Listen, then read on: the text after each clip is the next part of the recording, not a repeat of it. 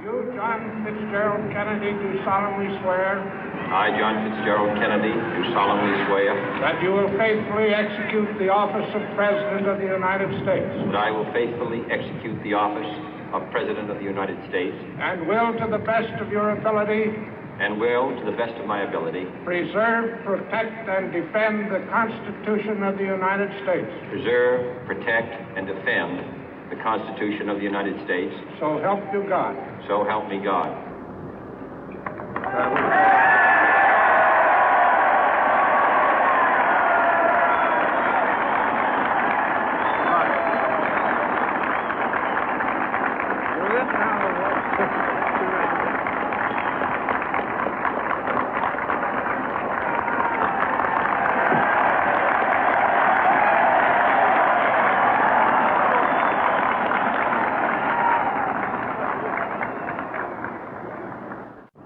Vice President Johnson, Mr. Speaker, Mr. Chief Justice, President Eisenhower, Vice President Nixon, President Truman, Reverend clergy, fellow citizens. We observe today not a victory of party, but a celebration of freedom, symbolizing an end as well as a beginning, signifying renewal as well as change. For I have sworn before you and Almighty God the same solemn oath our forebears prescribed nearly a century and 3/4 ago. The world is very different now, for man holds in his mortal hands the power to abolish all forms of human poverty and all forms of human life. And yet the same revolutionary beliefs for which our forebears fought are still at issue around the globe. The belief that the rights of man come not from the generosity of the state, but from the hand of God. We dare not forget today that we are the heirs of that first revolution. Let the word go forth from this time and place to friend and foe alike that the torch has been passed to a new generation of Americans born in this century, tempered by war, disciplined by a hard and bitter peace, proud of our ancient heritage, and unwilling to witness or permit the slow undoing of those human rights to which this nation has always been committed and to which we are committed today at home and around the world.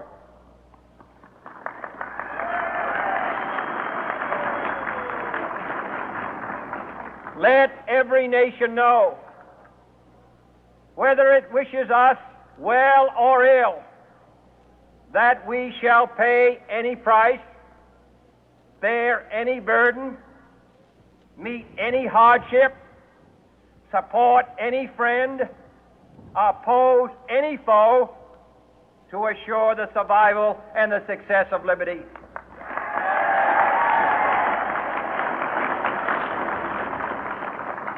This much we pledge and more.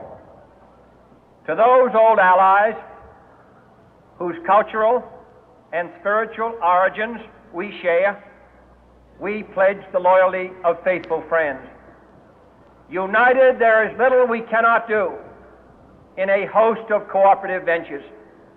Divided, there is little we can do, for we dare not meet a powerful challenge at odds and split asunder. To those new states whom we welcome to the ranks of the free, we pledge our word that one form of colonial control shall not have passed away, merely to be replaced by a far more iron tyranny. We shall not always expect to find them supporting our view, but we shall always hope to find them strongly supporting their own freedom, and to remember that in the past, those who foolishly sought power by riding the back of the tiger ended up inside.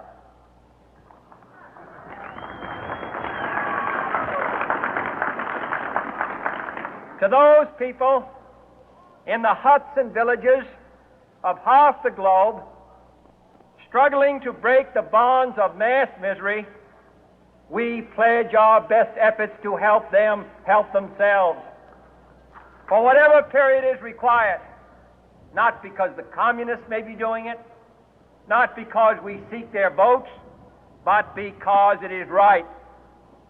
If a free society cannot help the many who are poor, it cannot save the few who are rich.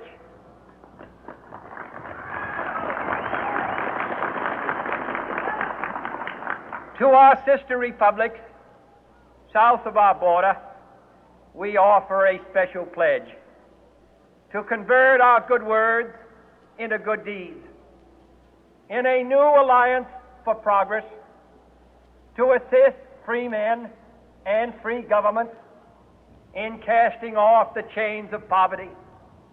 But this peaceful revolution of hope cannot become the prey of hostile powers. Let all our neighbors know that we shall join with them to oppose aggression or subversion anywhere in the Americas. And let every other power know that this hemisphere intends to remain the master of its own house.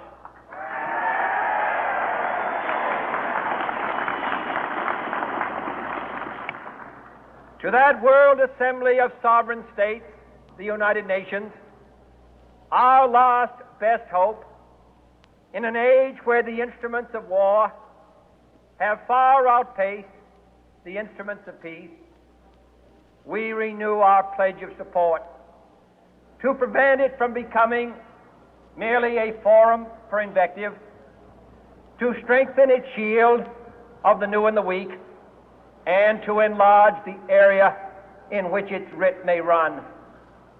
Finally, to those nations who would make themselves our adversary, we offer not a pledge, but a request that both sides begin anew the quest for peace.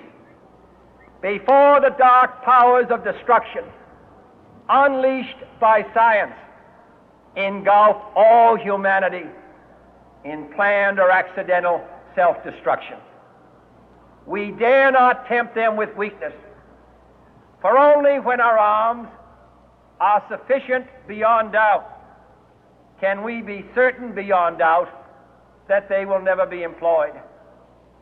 But neither can two great and powerful groups of nations take comfort from our present course, both sides overburdened by the cost of modern weapons, both rightly alarmed by the steady spread of the deadly atom, yet both racing to alter that uncertain balance of terror that stays the hand of mankind's final war. So let us begin anew, remembering on both sides that civility is not a sign of weakness, and sincerity is always subject to proof. Let us never negotiate out of fear, but let us never fear to negotiate.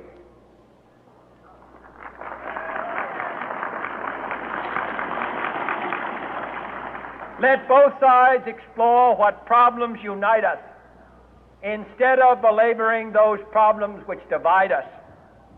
Let both sides, for the first time, formulate serious and precise proposals for the inspection and control of arms, and bring the absolute power to destroy other nations under the absolute control of all nations.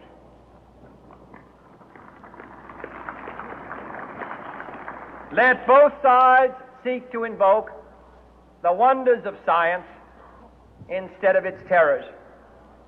Together, let us explore the stars, conquer the deserts, eradicate disease, tap the ocean depth, and encourage the arts and commerce. Let both sides unite to heed in all corners of the earth the command of Isaiah to undo the heavy burden and let the oppressed go free. And if a beachhead of cooperation may push back the jungle of suspicion, let both